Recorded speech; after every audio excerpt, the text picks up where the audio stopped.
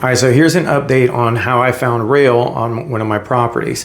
And now I've got even more of an update on this too. So not only do I have that I found rail on my property across the street from where we're doing a project right now, 108 units on 9 acres, but now on another piece of property that I have with some partners, we have 130 acres off of Polk Parkway.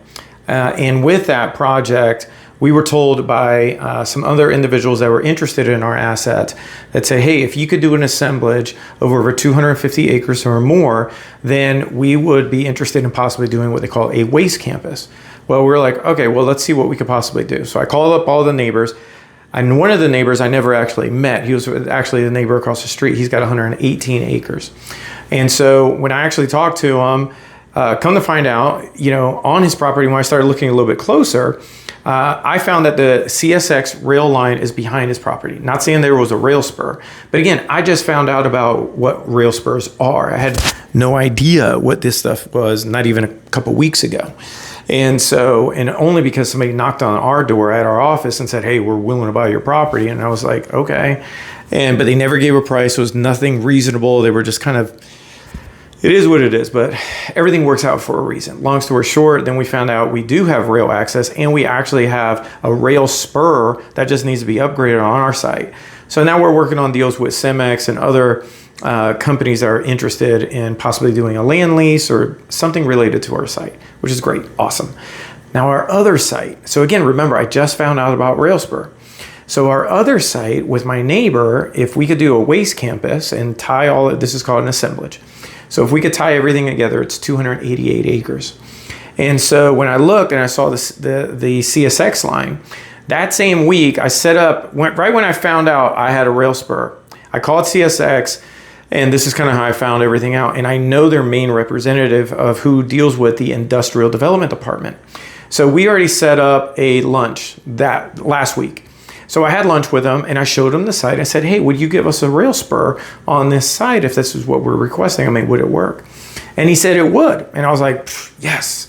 So anyway, long story short, if you've got a rail behind your property, or if you check the history of your site and possibly you had rail early on, you can't even see it, because on my site, you cannot see the rail. Like, you actually have to dig through the weeds and see the old wood spurs, I think that's what it's called. Correct me if I know you're going to correct me if I'm wrong. I'm still learning this. I'm still learning. Okay. So there's no ego here at all. So if you know better, please elaborate, let me know. So anyway, when I found out about across the street, then doing this assemblage, which now is going to work. And now we're in the beginning stages of moving everything forward, and we don't know where this is going to land. I'm kind of just updating you in real time. And so now we do know we can get a rail spur on our site for the waste campus that we are in the early talks of it. So what comes up for me is whatever you're dealing with right now in any of your developments, this is what I'm learning, is that just make sure, like for me, I take a crap load of notes. I'm constantly journaling. I'm every day journaling. I'm writing down all the lessons that I'm learning every single day.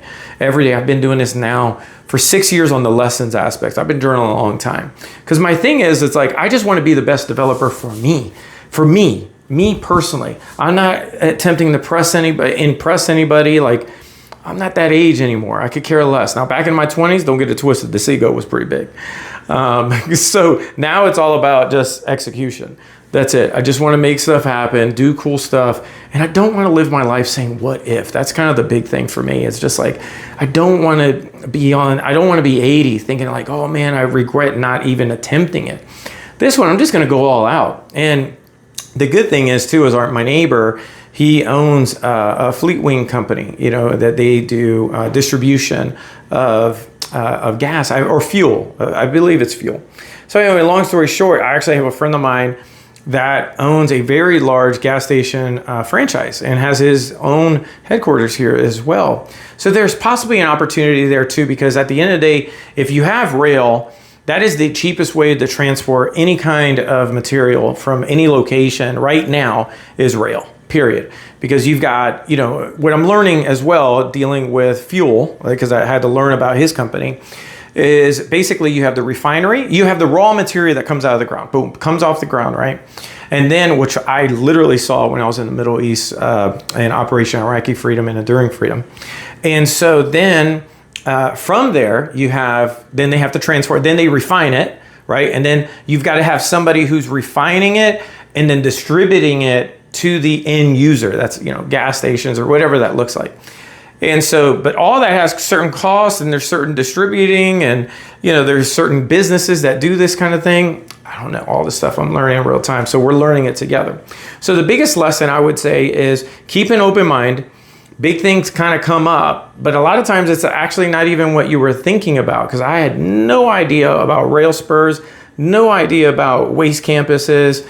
None of these items at all wasn't even a thought process. And if you know anybody who actually has experience with the waste campus, with recycling facilities and waste and all these other things in the waste management, let me know. I mean, obviously we're working through everything, but I still want to learn. I'm still hungry to learn as well. So yeah, that's kind of the big update on the lessons dealing with finding rail on my property. And now we have a second opportunity that we're getting a rail spur on a lot bigger property as well. So it's kind of just opening it up.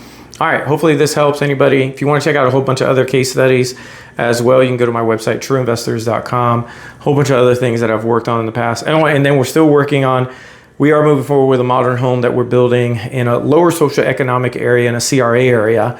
But right now, we got to make the numbers work. So I'm actually taking this Sunday afternoon and going through item by item by item by item to see what's all the incentives, what's all the packages that we need to fill out, what's the timelines, what can we do to drive down the cost so we could actually make this a reality.